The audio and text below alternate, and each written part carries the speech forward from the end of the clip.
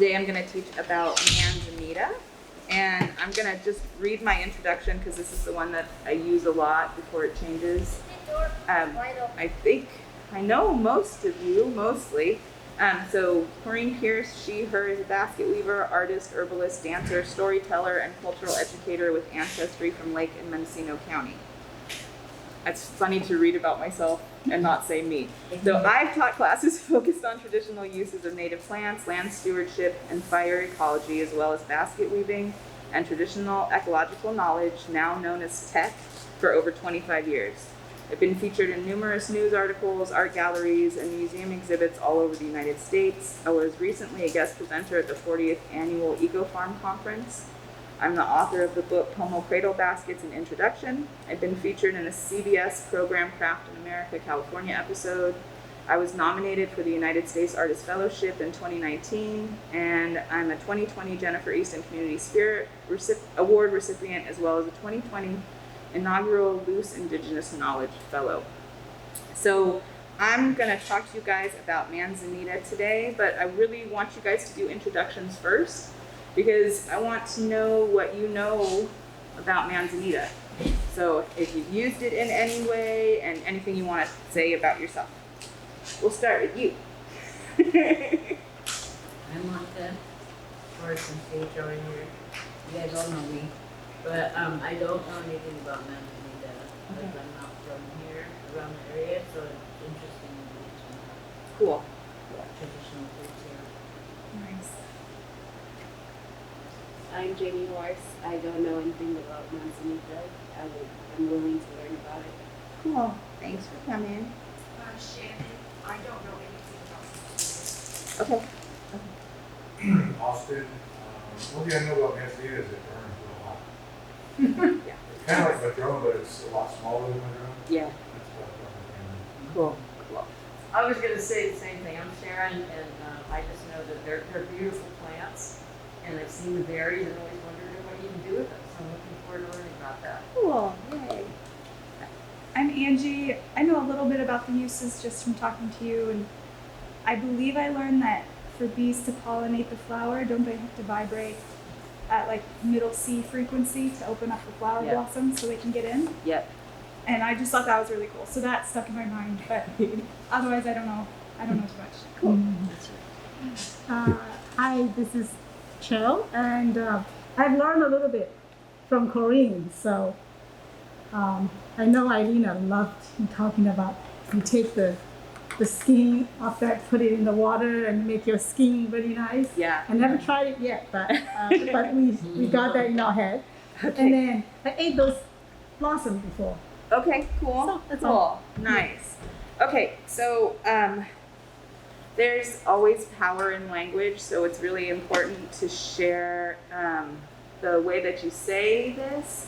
And something that I think that's really important about Manzanita is the word for berry, just plain berry, any kind of berry, is Bakai.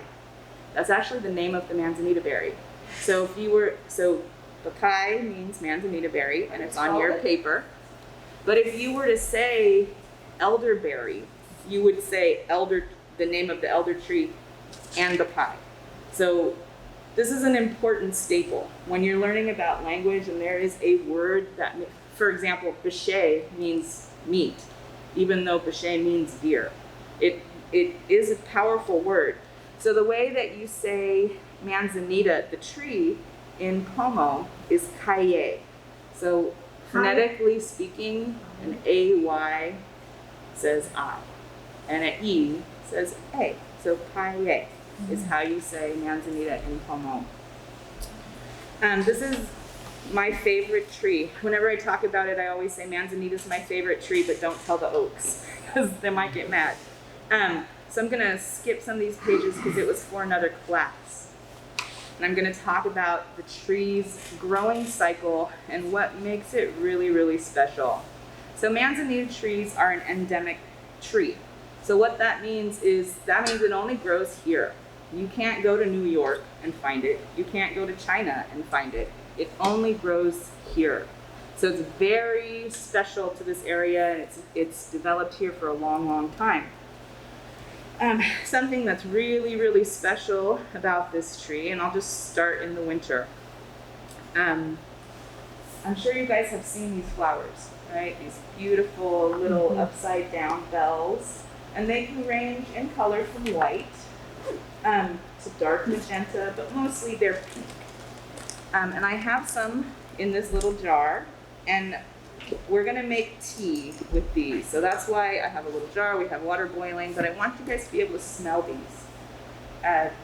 For some reason, these flowers smell so good. There's dozens of species of Manzanita in our area. And they all, like each one of these flowers will smell different, and each one of these berries will smell like the flowers taste. So if you get to know Manzanita trees, sniff the flowers and remember which ones you like better. These, I don't like white flowers. I think they're bitter, and the berries taste more bitter to me. These are big, fat, magenta-ish flowers that I harvest at Low Gap, and they smell super, super good. So what's special about these flowers is they are a winter bloomer. So Manzanita blooms in January. So one of the earliest flowers to bloom in our area, which means it's one of the earliest native bee foods that is available, which is very, very important. The flowers themselves are medicinal. So you harvest the flowers, and I call it love tea, the tea that we're gonna make out of the flowers, for a couple of reasons. First of all, it's pink. And second of all, the flowers are definitely blooming by Valentine's Day. So between January and Valentine's Day, you want to go out and harvest that tea. That's always our reminder. Another really good thing about this is this tea loves you. So after winter, naturally in human evolution, we will have been eating high fat and processed foods, no matter what century we were living in. It would have been high salted, it would have been dehydrated, so everything would have been intense. It would have been dried jerkies, it would have been fat tallows. That's hard on your body to go through winter eating that thing.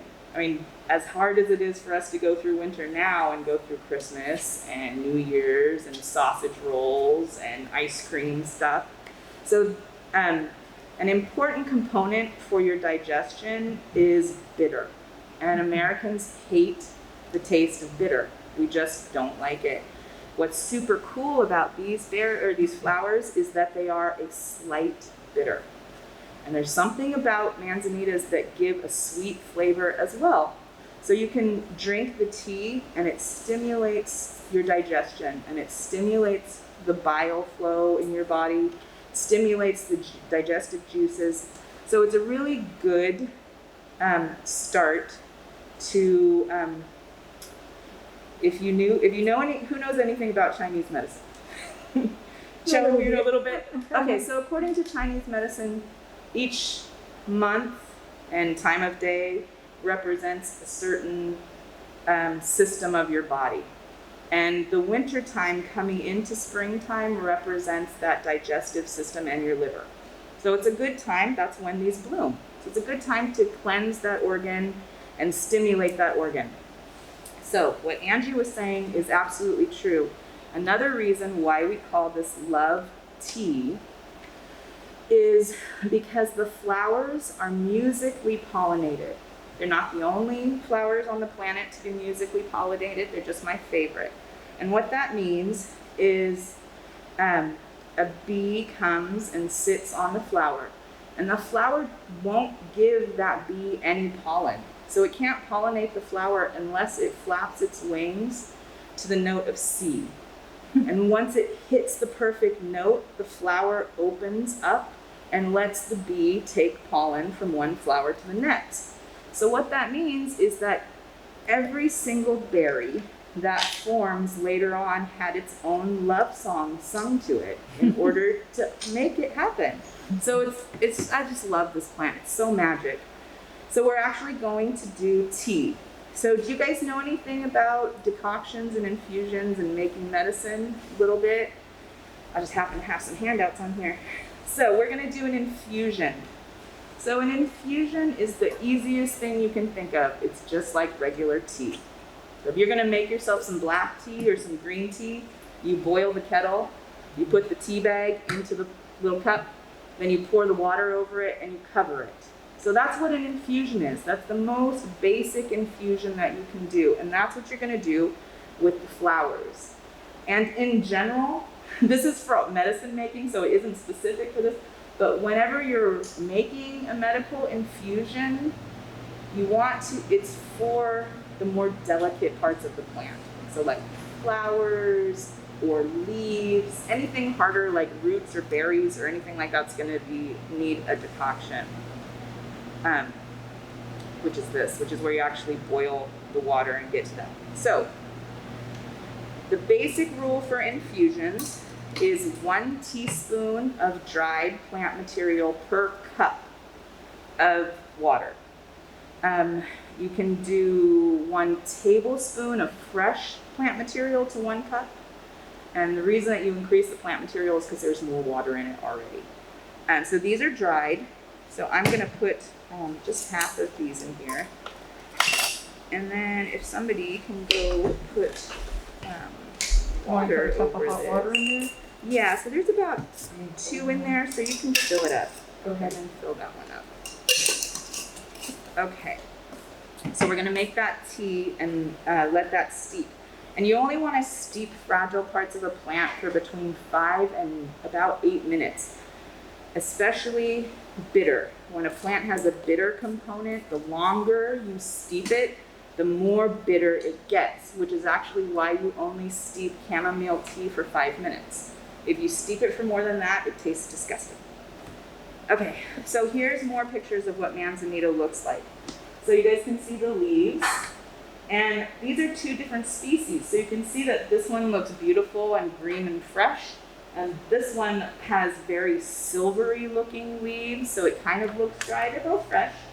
You can see how dark red the bark is, and the legend that actually goes along with Redwood Valley is that it had nothing to do with Cassili plants, which is a redwood tree, and had everything to do with Manzanita trees and madrone trees. We lived in a valley that had trees that were red. So it was a redwood valley. We didn't have a lot of big redwoods in Redwood Valley, but we did have redwood trees. So these are them. Here are the berries that I was talking about. So manza means apple in Spanish. Manzanita just means little apple. And that comes from the Spaniards getting here first. So there's actually some names for plants in Russian, in Kashaya language, because the Russians got there first. But the Spaniards got here first, which is why we call it Manzanita. The berries are like any kind of superfood that you can think of. So acai berries or blueberries or kiwis, anything like that. The more dark pigmentation in food, the better it is for you usually. So like I said, my notes made it up to Willits without me. Didn't come back down. But I know that these have bioflavonoids. So they have things that trap free radicals in your blood, which make them cancer and all of that same good stuff. Look up kiwis. It'll be the same exact amount of vitamins and stuff almost. Okay, so here's the bark.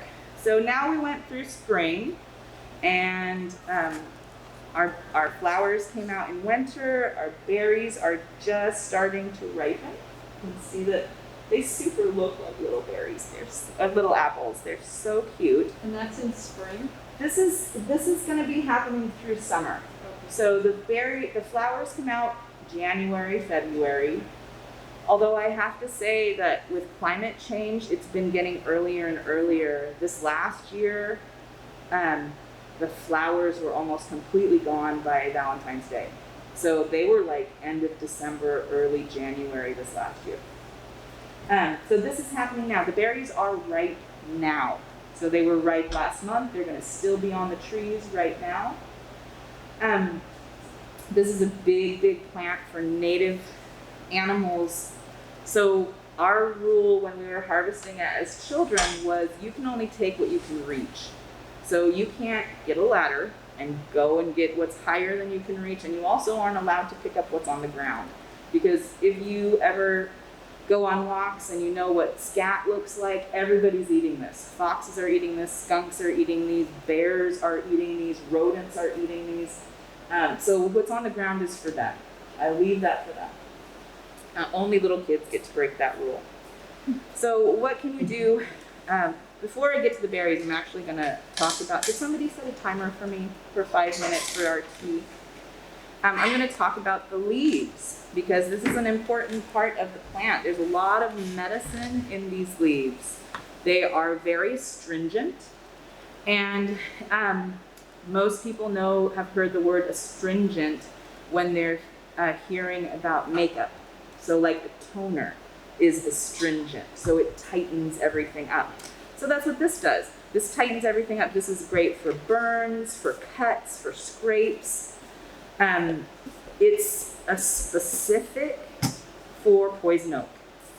So I don't catch poison oak, but if you do catch poison oak, this is a great friend to have. There's a couple of things you can do with it to help you with the poison oak. So we have this belief in the herbal community that when something grows that is like poison oak, it usually grows with something that helps counteract that, like nettle and yellow dock. They always grow together. So manzanita and poison oak really like to grow together. So there's a couple things you can do. If you get it on your skin and you're out and you don't have any preparation done, you can do what's called a spit poultice. And this sounds really gross, but it actually works really good. So your spit alone on poison oak is actually a good treatment if you get it right away. Spit, spit, spit, spit, spit. Even better treatment is the spit poultice, where you take some of the leaves, you macerate them, so you chew them up, and then you spit that like a plaster onto wherever it got. And it's astringent, so it's gonna suck all those oils up. And then you just flake it off and do it again. So that's one way. If you go to the co-op and you go into their hippie magic stuff, there is something called Manzanita Magic that they make for poison oak. And basically what it is manzanita leaves and twigs in some sort of drying liquid. So it would usually be rubbing alcohol, which you should never use. Don't ever put that, that's not medicine for your skin. My favorite is witch hazel. So just get leaves, chop them up, put them in here, pour witch hazel over it, or white vinegar, or apple cider vinegar, or straight up vodka. Those are all, I don't drink alcohol, but medicinally, it's good on the outside of your skin. So all of those things could be in here. A mixture of those things could be in here. This is actually in white vinegar. So this is the leaves in white, a mixture of white vinegar and witch hazel. We did this at the Grace Hudson Museum, so it's been about a month. You don't have to let it sit that long. You can let it sit 2 weeks. Strain it. If it doesn't have alcohol in it, put some alcohol in it. If you don't want to put alcohol in it, keep it in the fridge. So, because it doesn't have a preservative other than the vinegar. So you will use it, you can put it in like a lukewarm bath. If you get poison oak everywhere, it's very, very nice. Or you can put it in a spray bottle, or you can use a cotton ball and put it on. So that all works, but I really like it in the bath. So that's one way to do it. Another way to do it is, especially with kids, is to get a whole bunch of these branches and boil it in a pot, and then you reduce that water, and the water will look black like swamp water. And then you take that water and you pour it into a cold bath or lukewarm bath, whatever you can get your kid in. Put like maybe a half a cup of baking powder or baking soda, and they're good. That will suck all of that out. So that's the leaves. Okay, and then what we do with the berries is also really cool. You can eat the berries, and I'll just pass these around. And these are from this year. And these are from a couple of different trees, and I'm gonna send this jar because you can clearly see right here in this section is from my favorite tree that these flowers came from actually, and the berries are much more red and shiny than the rest of the berries in the jar. How many of you have eaten a Manzanita berry? Okay, cool. So inside the Manzanita berry are hard little seeds. You don't want to eat that. They will break your teeth. They are so hard that a food processor doesn't break them down, just slaps them around a little bit. So eat it like an apple, like you're eating the outside. My mom, when she feeds it to my daughter, she actually splits the skin with her fingernail and then breaks them apart because my daughter likes to eat a whole bunch of skinned one at once. So here's that. You guys can taste those. So you can just eat those. You can also soak them and make cider, which I actually put in the refrigerator. So that's what most people hear about is the cider. And I don't know where the thought. The timer for the tea. What? The timer for the tea. Oh, the timer for the tea. Okay.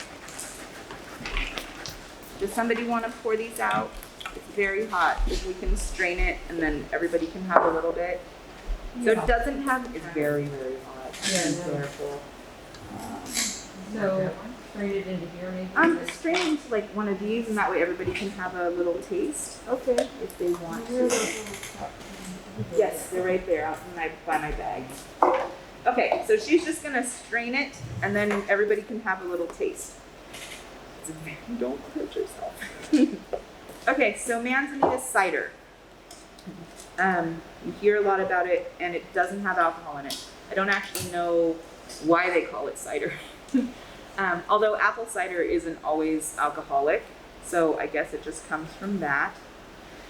So the way that you make it is pretty easy. So you're gonna take these seeds, these berries, and these ones aren't cleaned, so I didn't separate. There's some small leaves in here, there's some small twigs in here. I'll separate all of that out, and then I'll put it in the food processor. And like I said, you won't break those seeds up, so they don't really matter.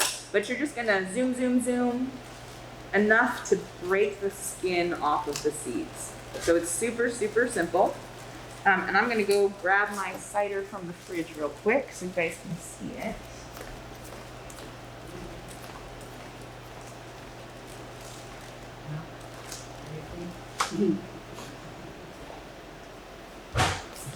Okay. How cute those are.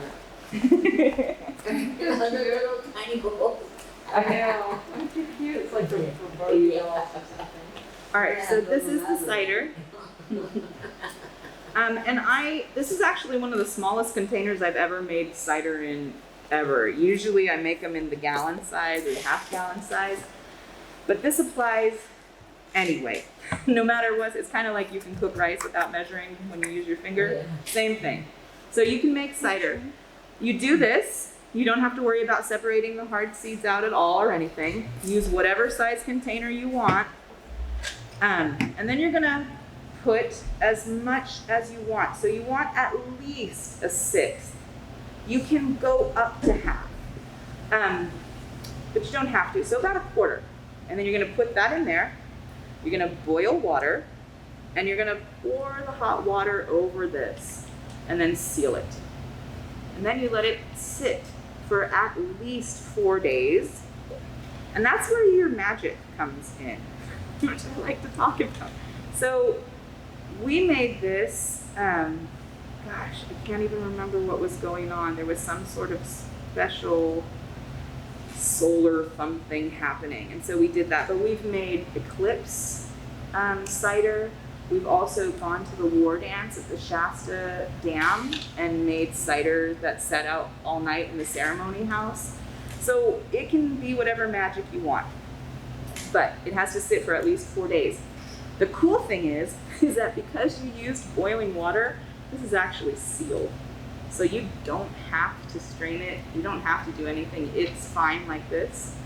And then we're gonna separate it and then we're gonna drink it. So we can do that if somebody wants to do that.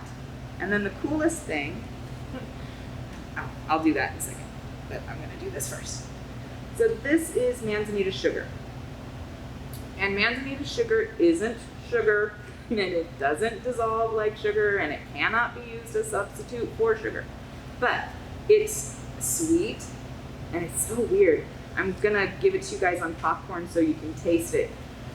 It tastes like there's sugar in it, but you can also still taste like the bitter of it, and it has this great blend of flavors. And all you have to do with this is, you know how we put our stuff in here and went zoom, zoom, zoom for our cider?